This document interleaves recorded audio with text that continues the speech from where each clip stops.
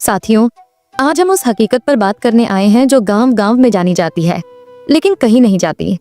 और वह हकीकत है, आशा के लिए बजट नहीं लेकिन जिम्मेदारियां पूरी। ये कोई एक गांव की बात नहीं है, ये किसी एक जिले की परेशानी नहीं है, ये उस महिला की रोजमर्रा की सच्चाई है जो पूरे ग्रामीण स्वास्थ्य तंत्र को अपने कंधों पर उठाए चल रही है। लेकिन जब वह अपने हक की बात करती है तो उसे सिर्फ एक जवाब मिलता है, बजट नहीं है। साथियों, जरा सोचिए, जब कोई नई योजना आती है तो सबसे पहले किसे बुलाया जाता है? सबसे पहले किसे ट्रेनिंग दी जाती है?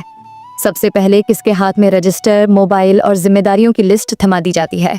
आशा को। कहा जाता है कि गर्भवती महिला की ANC समय पर होनी चाहिए, डिलीवरी अस्पताल में होनी चाहिए, टीकाकरण एक भी बच्चा छूटना नहीं चाहिए, सर्वे पूरा होना चाहिए, रिपोर्ट रोज अपडेट होनी चाहिए, और अगर रात के 2 बजे भी फोन आए तो आशा को जाना ही पड़ेगा। इन सब बातों में कहीं भी ये नहीं कहा जाता कि बजट नहीं है। लेकिन जैसे ही वही आशा पूछती है कि मेरी मेहनत की पेमेंट कब मिलेगी, उसका मानदेय कब आएगा, उसे पिछले 2-3 महीने से पैसे क्यों नहीं मिले, तो अचानक सिस्टम को याद आ जाता है कि बजट नहीं है, फाइल ऊपर अटकी है, पोर्टल बंद है, या फिर अगली मीटिंग में देखेंगे। साथियों, सवाल ये नहीं है कि बजट क्यों नहीं है, सवाल ये है कि अगर बजट नहीं है तो जिम्मेदारियां पूरी क्यों हैं? क्या किसी और कर्मचारी से ऐसा कहा जाता है कि पहले 3 महीने काम करो, फिर देखेंगे पैसा मिलेगा या नहीं? क्या किसी और की मेहनत को इस तरह टाल दिया जाता है? आशा से तो हर दिन काम लिया जाता है, हर अभियान में आगे रखा जाता है, लेकिन उसके अधिकारों की बात आते ही उसे पीछे कर दिया जाता है। आशा का दिन आसान नहीं होता। सुबह घर का काम, बच्चों को संभालना, फिर गांव की गलियों में निकलना,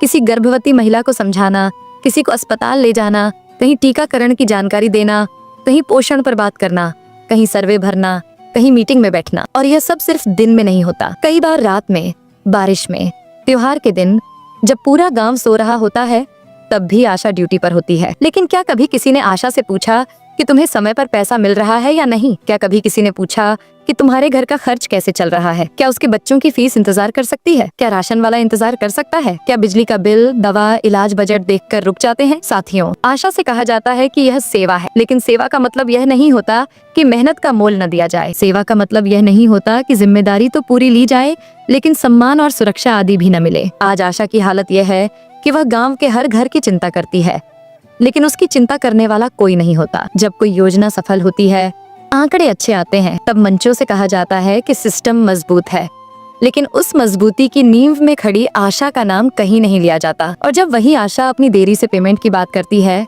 तो कहा जाता है कि यह तकनीकी समस्या है, अगली बार ठीक हो जाएगा। लेकिन साथियों, आशा की जिंदगी तकनीकी नहीं है, उसकी जरूरतें रोज की हैं, उसकी परेशानियां अस्थायी नहीं है। जब 2 से 3 महीने तक पेमेंट नहीं आती तो आशा मजबूरी में उधार लेती है, कर्ज करती है, चुप रहती है, क्योंकि उसे डर होता है कि कहीं ज्यादा बोल दिया तो काम से ही ना हटा दी जाए। आज सवाल यह भी है कि आशा को कर्मचारी क्यों नहीं माना जाता? जब काम कर्मचारी वाला है, जिम्मेदारी कर्मचारी वाली है, ड्यूटी कर्मचारी वाली है, तो अधिकार और सुरक्षा क्यों नहीं?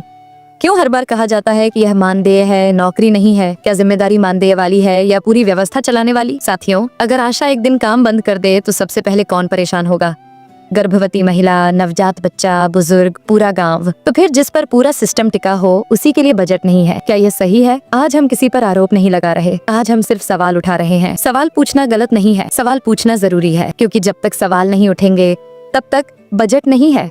जैसे जवाब यूं ही चलते रहेंगे। आशा सिर्फ एक कार्यकर्ता नहीं है, आशा एक भरोसा है, गांव और स्वास्थ्य व्यवस्था के बीच की सबसे मजबूत कड़ी है। और अगर उस कड़ी को कमजोर किया गया तो इसका असर पूरे सिस्टम पर पड़ेगा। आज जरूरत है कि आशा की मेहनत को खर्च नहीं बल्कि निवेश समझा जाए। समय पर भुगतान हो, सम्मान मिले, सुरक्षा मिले, ताकि वह भी गर्व के साथ अपना काम कर सके, बिना डर के, बिना मजबूरी के। इस आशा संवाद का मकसद सिर्फ इतना है कि जो बात सालों से दबाई जा रही है वह बाहर आए, जो सवाल हर आशा के मन में है वह जुबान पर आए, क्योंकि जब आवाज एक होगी तभी व्यवस्था सुनेगी। मैं आपसे आखिरी सवाल छोड़कर जा रही हूँ साथियों, अगर आशा के बिना सिस्टम नहीं चल सकता तो फिर आशा के लिए बजट क्यों नहीं बनता? अगर जिम्मेदारियां पूरी हैं तो अधिकार अधूरे क्यों हैं? सोचिए, और अगर आपको भी यह गलत लगता है तो चुप मत रहिए।